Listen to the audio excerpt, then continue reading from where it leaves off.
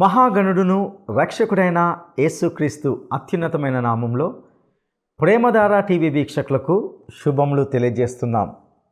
నేటి మన ధ్యాన భాగంగా మనము యోహాను సువార్త 3వ అధ్యాయము 1 నుండి 21 వరకు ధ్యానించుకోబోతున్నాం. ఇందులో పరలోకానికి మరియు అందులోనికి ప్రవేశించడానికి సంబంధించిన ఎన్నో నిగూఢమైన విషయాలను గురించి చర్చిస్తాం. ఈ అధ్యాయంలో యేసు నికోదేము అనే వ్యక్తికి చేసిన విలువైన ప్రబోధాన్ని గురించి వింటాం. నికోదేము యూదుల అధికారి, పరిసయ్యుడు.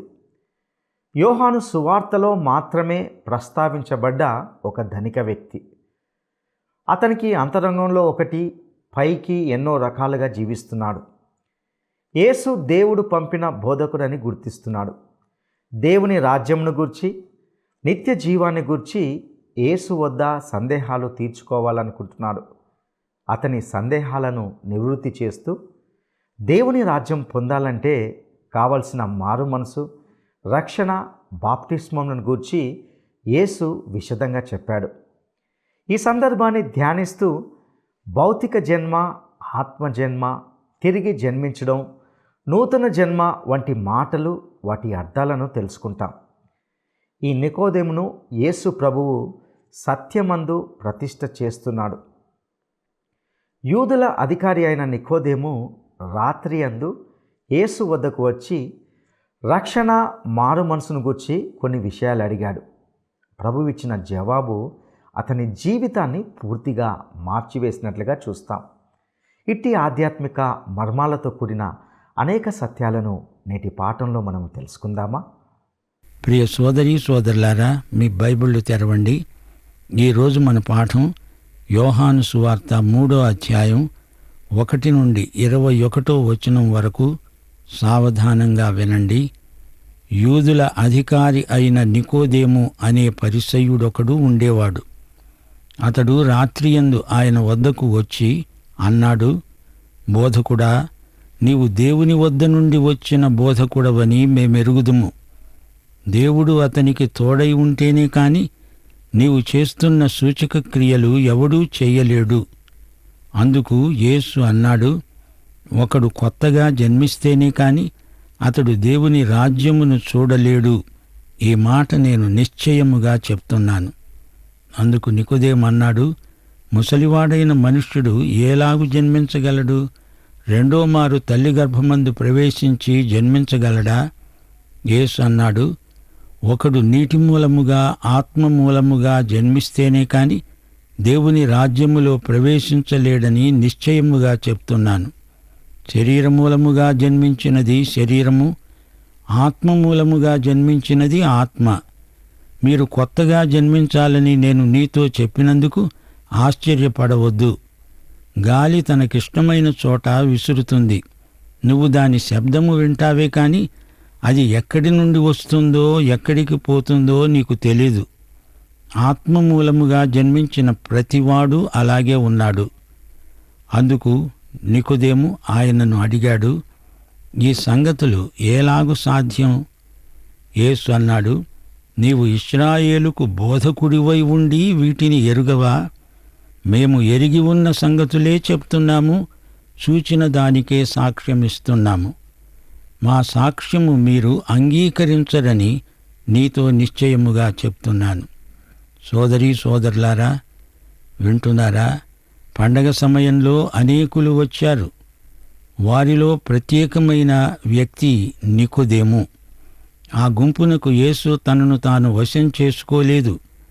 వారందరిలో నికోదేమును ప్రత్యేకించి మనకు చూపుతున్నాడు యేసుదేవుడు.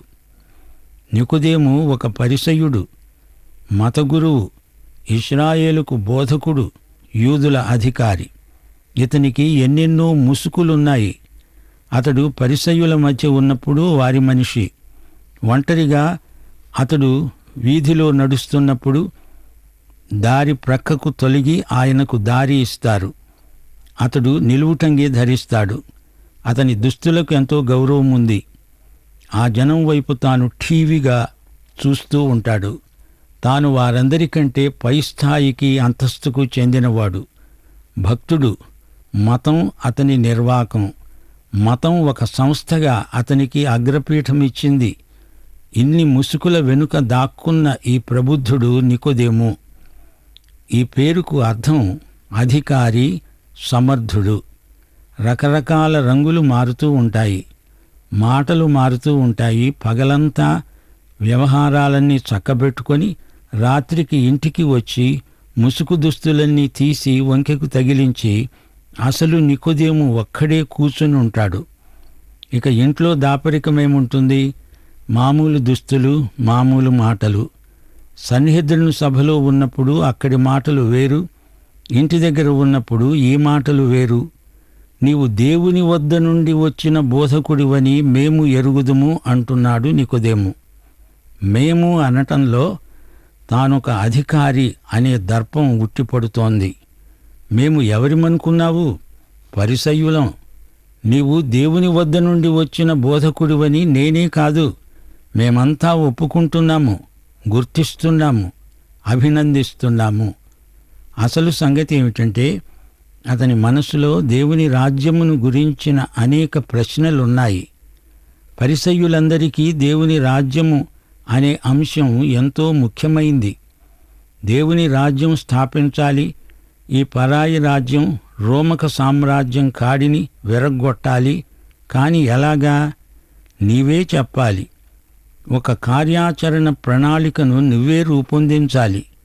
ప్రజలు నిన్ను తండోపతండాలుగా వెంబడిస్తున్నారు, నీవు మాత్రమే దేవుని రాజ్య విషయాలు ఎరిగినవాడవు అని మనసులో అనుకున్నాడు, పైకి అనలేదు. అయినా అంతర్యామి అయిన యేసు అతడు అడగకముందే అతని మనస్సులో దాగిన ప్రశ్నకు వెంటనే జవాబు చెప్తున్నాడు. పరిసయ్యులు యేసు చెప్పే జవాబు కోసం నిరీక్షిస్తున్నారు. యేసును నాయకునిగా, రబ్బీగా, దేవుని వద్ద నుండి వచ్చిన బోధకుడని మేము చూస్తున్నాము అంటున్నారు. యేసు అద్భుతాలను ఈ పరిసయ్యులు గమనిస్తున్నారు. దేవుడు ఆయనకు తోడై ఉంటేనే కాని ఇలాంటి అద్భుతాలు ఎవరు చేయగలరు? యేసు ఈ అద్భుతాలు చేసినప్పుడు ఆయన అధికారము, దేవత్వము పరిసయ్యులు కూడా గుర్తించారు. ఆయనను వ్యతిరేకించిన వారు కూడా ఆయన అద్భుతాలను కాదనలేకపోయారు. యేసు నోరు తెరిచి వ్యక్తిగతంగా నికోదేముతో మాట్లాడుతున్నాడు. యేసు మాటలు సూటిగా, తేటగా ఉన్నాయి. యేసు దేవుని రాజ్యాన్ని గురించి మాట్లాడుతున్నాడు. నికోదేము మనసులో మెదిలే ప్రశ్న ఇదే: నీవు తిరిగి జన్మించాలి, లేకపోతే దేవుని రాజ్యాన్ని నీవు చూడలేవు. ఒక పరిసయ్యుడు, నిలువెల్లా మతంతో నిండిన మతనాయకుడు యేసు నోట విన్న ఈ నినాదం, నీవు మరల జన్మించాలి నికోదేము, లేకపోతే నీవు దేవుని రాజ్యాన్ని చూడలేవు. దేవుని రాజ్యము ఎలాంటిది? దాన్ని స్థాపించాలంటే ఏం చెయ్యాలి అనే ప్రశ్నలను అటుంచి, దేవుని రాజ్యం అసలు నీకు కనపడాలంటే నీవు కొత్తగా జన్మించాలి అంటున్నాడు ప్రభువు. ఈ మాటలో అతని పరిసయ్యుని ముసుకు గాలికి ఎగిరిపోయింది. ఇంకో ముసుకుంది. అతడు యూదుల అధికారి. నికోదేము తికమక పడ్డాడు. పెద్దవాడైన మనిషిని మళ్ళీ పుట్టు అంటే ఎలా పుడతాడు? రెండోసారి తల్లి గర్భంలో ప్రవేశించాలా? అదెలా సాధ్యం? యేసు మాట్లాడుతున్నది భౌతిక జన్మను గురించి కాదు, ఆత్మ జన్మను గురించి ఆయన మాట్లాడాడు. ప్రభువు మళ్ళా అదే మాట అంటున్నాడు. నీవు నీటి ద్వారా, ఆత్మ ద్వారా తిరిగి జన్మించాలి, లేకపోతే దేవుని రాజ్యములో ప్రవేశించలేవు. ఆత్మ జన్మను గురించి ప్రభువు మాట్లాడుతున్నాడు. పైనుండి జన్మ, నూతన జన్మ. నీరు దేవుని వాక్యానికి సంకేతం. 2వ అధ్యాయంలో యేసు 6 రాతి బానలను నీళ్లతో నింపించాడు. నీరు అంటే దేవుని వాక్యమని చెప్పుకున్నాము. యోహాను సువార్త 17వ అధ్యాయం 17వ వచనం, ప్రభువు తన మహాప్రార్థనలో అన్నాడు, నీ వాక్యమే సత్యము, సత్యమందు వారిని ప్రతిష్ఠ చెయ్యి. యోహాను సువార్త 15వ అధ్యాయం 3వ వచనం, యేసు అన్నాడు, నేను మీతో చెప్పిన మాటను బట్టి మీరిప్పుడు పవిత్రులై ఉన్నారు. నీటి ద్వారా, ఆత్మ ద్వారా తిరిగి జన్మించటమంటే దేవుని వాక్యం ప్రకారం ఆత్మ ద్వారా కొత్త జన్మ పొందు అని అర్థం.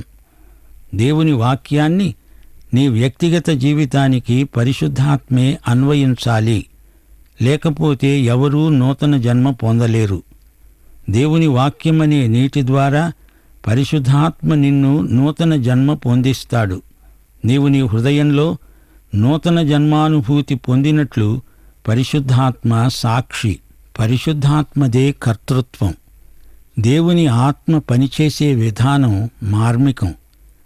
గాలి శబ్దం వినపడుతుంది. గాలికి కదిలే చెట్టు, కొమ్మలు, ఆకులు చూడగలం. కాని గాలి పనిచేసే తీరు విచిత్రం. ఆత్మజన్మ పొందిన వారి తరహా ఇలాగే ఉంటుంది. యేసు మాటలే గాలిగా వీచాయి. ఈ ప్రభంజనానికి నికోదేము ముసుకులన్నీ ఒకదాని వెంబడి ఒకటి ఎగిరిపోతున్నాయి. ఈ సంగతులు ఎలా సాధ్యం అని అడుగుతున్నాడు. ప్రభువు ఎదట నిలిచినప్పుడు ముసుకులన్నీ తొలగిపోవాలి. యేసు నీతో వ్యక్తిగతంగా అసలు నీవెవరో ఆ నీతో ముఖాముఖిగా మాట్లాడతాడు. సోదరుడా, సోదరి, నీవు యేసు దగ్గరికి ఉన్న పాటున వచ్చెయ్యి. నీవు ఇశ్రాయేలుకు బోధకుడివి గదా. నా మాటలు అసాధ్యమనిపిస్తోందా? ఈ సంగతులు నీకు తెలియవు. నేను చూచింది, ఎరిగింది నీకు చెబుతున్నాను. నా సాక్ష్యాన్ని నీవు ఎందుకు అంగీకరించలేకపోతున్నావు? ఆత్మజన్మ వాస్తవం, అది సాధ్యం. భూలోక సంబంధమైన సంగతులే నీకు అర్థం కావటం లేదు. అలాంటప్పుడు పరలోక విషయాలు నీకు ఎలా బోధపడతాయి? 13వ వచనం, పరలోకము నుండి దిగి వచ్చిన వాడే, అనగా పరలోకములో ఉండే మనుష్య కుమారుడే తప్ప పరలోకానికి ఎక్కిపోయినవాడు ఎవడూ లేడు. అరణ్యములో మోషే సర్పమును ఎలా ఎత్తాడో అలాగే విశ్వసించేవాడు నశింపక ఆయన ద్వారా నిత్యజీవము పొందేటట్లు మనుష్య కుమారుడు ఎత్తబడాలి. శ్రోతలు గమనించండి. యోహాను సువార్త 16వ అధ్యాయం 28వ వచనంలో ప్రభువు అన్నాడు, నేను తండ్రి వద్ద నుండి బయలుదేరి లోకానికి వచ్చాను, లోకాన్ని విడిచి తండ్రి వద్దకు వెడుతున్నాను. ఆయనకు తాను ఎక్కడి నుంచి వచ్చాడో తిరిగి ఎక్కడికి వెడుతున్నాడో బాగా తెలుసు. ఇక్కడ 3వ అధ్యాయం 13వ వచనంలో ప్రభు అంటున్నాడు, నేను తప్ప పరలోకానికి ఎక్కిపోగలవాడెవడూ లేడు. అక్కడి నుండి దిగి వచ్చిన నేనే అక్కడికి ఎక్కి వెళ్ళగలను. అలనాడు హనోకు, ఏలియా పరలోకానికి ఎక్కి వెళ్ళలేదా అంటారా? ప్రభువు స్పష్టంగా చెప్పాడు, పరలోకానికి ఎక్కి వెళ్ళిన వాడు ఎవ్వడూ లేడు. పరలోకాన్ని గురించి అధికారపూర్వకంగా మాట్లాడగలవాడు యేసు ఒక్కడే. క్రీస్తు తరువాత పరలోకానికి వెళ్ళిన వారెందరో ఉన్నారు. అయితే క్రీస్తుకు ముందు పాత నిబంధనలో ఒక భక్తుడు చనిపోయి పరదైసుకు ఎకాయకిని వెళ్ళేవాడు. అబ్రహాము రొమ్మున ఆనుకొని ఉండేవాడు. లూకాసు వార్త 16వ అధ్యాయం 22వ వచనం ఇదే సత్యాన్ని బయలుపరిచింది. లాజరు చనిపోయి అబ్రహాము రొమ్మున ఆనుకోవడానికి పరదైసుకు కొనిపోబడ్డాడు. అయితే క్రీస్తు చనిపోయి అధోలోకానికి వెళ్ళి అక్కడి చెరను చెరపట్టి పరలోకానికి ఆరోహణమై వెళ్ళాడు. అప్పటి నుండి మనం నేరుగా పరలోకానికే ప్రభువు ఉన్న చోటికే వెడతాము. పాత నిబంధనలో పరదైసుకు వెళ్ళిన వారిని యేసు తనతో తీసుకువెళ్ళాడు. 2 కొరింథీ 5వ అధ్యాయం 8వ వచనం, మనం ఒకానొక రోజు ఈ దేహమును విడిచిపెట్టి ప్రభువునొద్ద ఉండడానికి ఇష్టపడుతున్నాము. అయితే ప్రభువు ఇక్కడ ఉన్నప్పుడు ఆయన కంటే ముందు ఎవరూ పరలోకానికి ఎక్కిపోయిన వారు లేరు. అలనాడు మోషే అరణ్యంలో సర్పాన్ని ఎత్తాడు. అది ఇత్తడి సర్పం. ప్రజల పాపాల మీదికి దేవుని శిక్ష వచ్చి పడింది. పాము కాటు చేత జనం చస్తున్నారు. వారికి స్వస్థత కావాలంటే ఎత్తబడిన ఇత్తడి సర్పం వైపు చూడాలి. మోషే ఎత్తిన సర్పంలాగే యేసు ప్రభువు ఎత్తబడాలి. ఇత్తడి సర్పం ప్రజల పాపానికి సంకేతం. క్రీస్తు శిలువ మీద మన కోసమై పాపముగా చేయబడ్డాడు. లోక పాపమును మోసుకొని పోయిన దేవుని గొర్రెపిల్ల ఆయన. మోషే సర్పమును ఎత్తినట్లే మనుష్య కుమారుడు శిలువపై ఎత్తబడాలి. 16వ వచనం నుండి, దేవుడు లోకాన్ని ఎంతో ప్రేమించాడు. కాగా ఆయన తన అద్వితీయ కుమారునిగా పుట్టినవానియందు విశ్వాసముంచే ప్రతివాడు నశించక నిత్య జీవము పొందునట్లు ఆయనను అనుగ్రహించాడు. లోకము తన కుమారుని ద్వారా రక్షణ పొందటానికే గాని లోకానికి తీర్పు తీర్చడానికి దేవుడు ఆయనను లోకములోకి పంపలేదు. ఆయన యందు విశ్వాసముంచే వానికి తీర్పు తీర్చబడదు. విశ్వసించనివాడు దేవుని అద్వితీయ కుమారుని నామమందు విశ్వాసం ఉంచలేదు గనుక వానికి ఇంతకు మునిపే తీర్పు తీర్చబడింది. ఆ తీర్పు ఇదే: వెలుగు లోకములోకి వచ్చింది గాని తమ క్రియలు చెడ్డవైనందున మనుష్యులు వెలుగును ప్రేమించక చీకటినే ప్రేమించారు. దుష్కార్యము చేసే ప్రతివాడు వెలుగును ద్వేషిస్తాడు. తన క్రియలు దుష్క్రియలుగా కనపడకుండా ఉండేటట్లు వెలుగునొద్దకు రాడు. సత్యవర్తనుడైతే తన క్రియలు దేవుని మూలముగా చేయబడి ఉన్నవని ప్రత్యక్షపరచబడేటట్లు వెలుగునొద్దకు వస్తాడు. యోహాను సువార్త 3:16 బైబిల్ అంతటిలోకి, లోకమందంతటా అందరికీ చిరపరిచితమైన వచనం. ప్రతి ఒక్కడూ తిరిగి జన్మించాలి. మనుష్య కుమారుడు ఎత్తబడాలి. ఈ రెండు సంగతుల మధ్య ఎంతో దగ్గర సంబంధం ఉంది. యేసు మరణం, పునరుత్థానం ఈ రెండు ఎంతో ముఖ్యమైన సువార్త సంఘటనలు. ఆయన శిలువ మీద ఎత్తబడ్డాడు గనుక, ఆయన మనకు రావలసిన శిక్ష భరించాడు గనుక దేవుని ఆత్మ మనల్ని తిరిగి జన్మింపచేస్తాడు. మనం తిరిగి జన్మిస్తేనే కాని దేవుడు మనల్ని అంగీకరించలేడు. దీనికంతటికీ అసలైన ప్రేరణ దేవుడు మనల్నెంతో ప్రేమించాడు నిజమే. కేవలం ప్రేమించడం చేతనే లోకం రక్షించబడిందా? అలా కాదు. దేవుని ప్రేమ లోకమును రక్షించడం కాదు, ప్రేమ చేత కాదు, దేవుడు కృపచేత మనల్ని రక్షించాడు. ఎఫెసీ పత్రిక 2:8-9 ఏమంటున్నాయి? వారు విశ్వాసము ద్వారా కృపచేతనే రక్షించబడి ఉన్నారు. ఇది మీ వలన కలిగింది కాదు, దేవుని వరమే. అది క్రియల వలన కలిగినది కాదు గనుక ఎవ్వడూ అతిశయపడ వీలులేదు.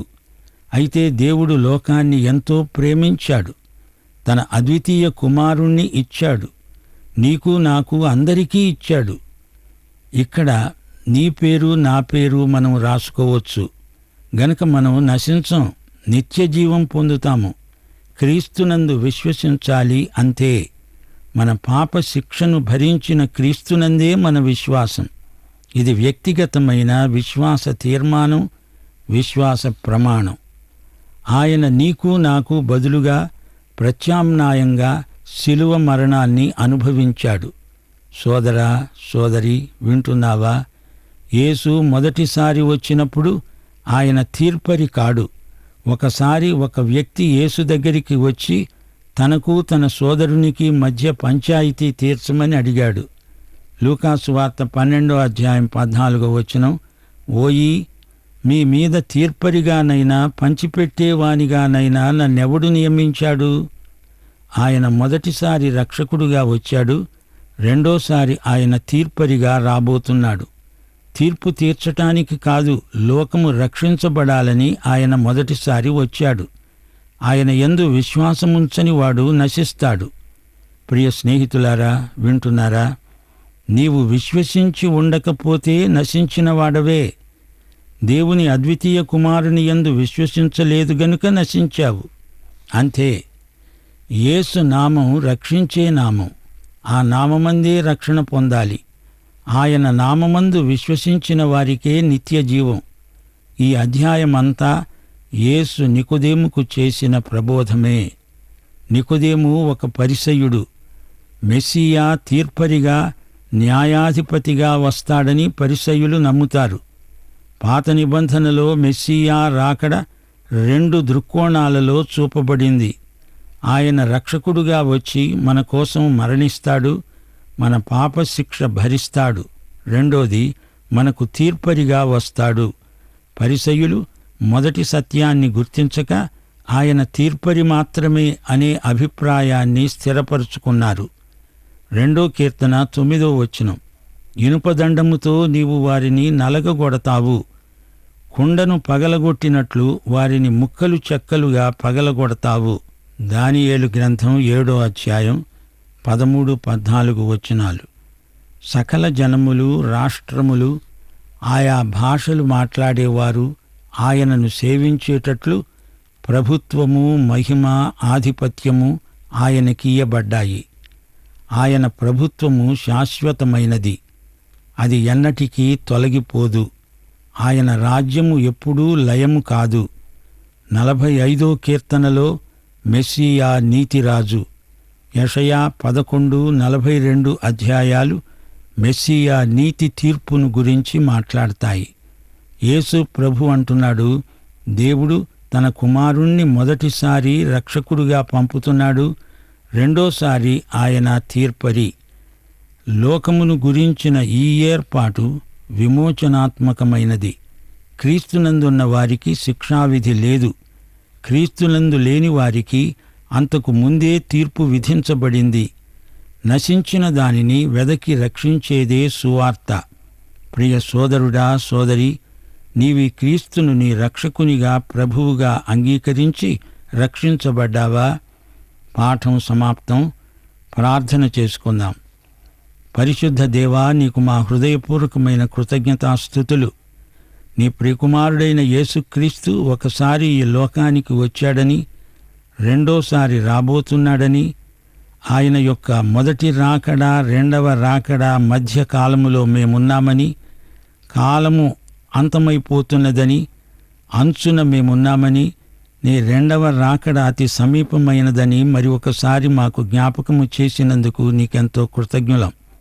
నీ రెండో రాకడ దృష్ట్యా అందరూ నిన్ను అంగీకరించి ఉండాలని, అంగీకరించని వారికి నిన్ను పరిచయము చేయాలని నీవు మాకిచ్చిన ఆజ్ఞ కొరకు కూడా నీకెంతో కృతజ్ఞులం.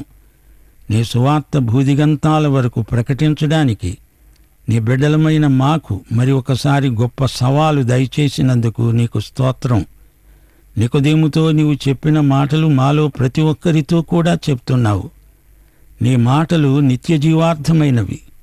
నీవు చెప్పినట్లు చేసి మేము నిత్యజీవాన్ని స్వతంత్రించుకుంటాము.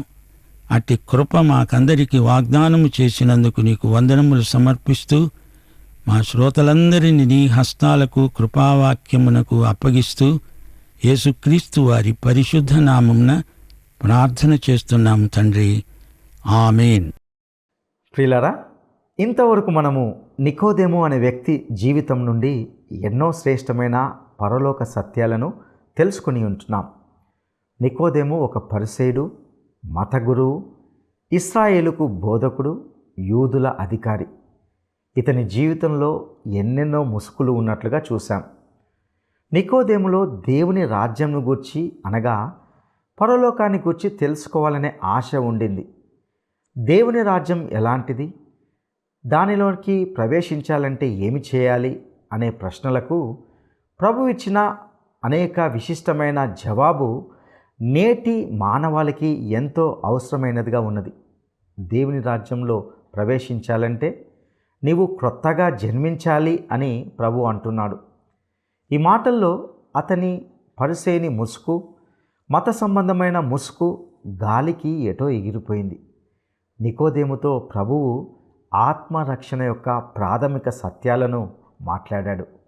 ఇవే సత్యాలు ప్రతి ఒక్కరికి అవసరమై ఉంటున్నాయి. దేవుడు లోకమును ఎంతో ప్రేమించి ఆయన కుమారుణ్ణి ఈ లోక రక్షకునిగా పంపినట్లుగా మనం గ్రహించాలి. ఆయన కుమారుడైన యేసుక్రీస్తే ఈ లోకానికి రక్షకునిగా వచ్చాడు. ఆ రక్షకుణ్ణి అంగీకరించి విశ్వసించిన ప్రతి వ్యక్తి రక్షించబడి దేవుని రాజ్యంలోనికి ప్రవేశిస్తాడు. ఇదే రక్షణ సువార్త. ప్రియ సహోదరుడా, సహోదరి, నీవి సత్యాన్ని నమ్ముచున్నావా? నీవు తిరిగి జన్మించావా? నికోదేముకు ప్రభు ఇచ్చిన జవాబే నీకు, నాకు ఇవ్వబడుతుంది. క్రొత్తగా జన్మిస్తేనే నిత్య జీవము, అనగా పరలోక రాజ్యము అనుగ్రహించబడుతుంది. అటి కృప దేవుడు నీకు దయచేయునుగాక. దైవాశీస్సులు.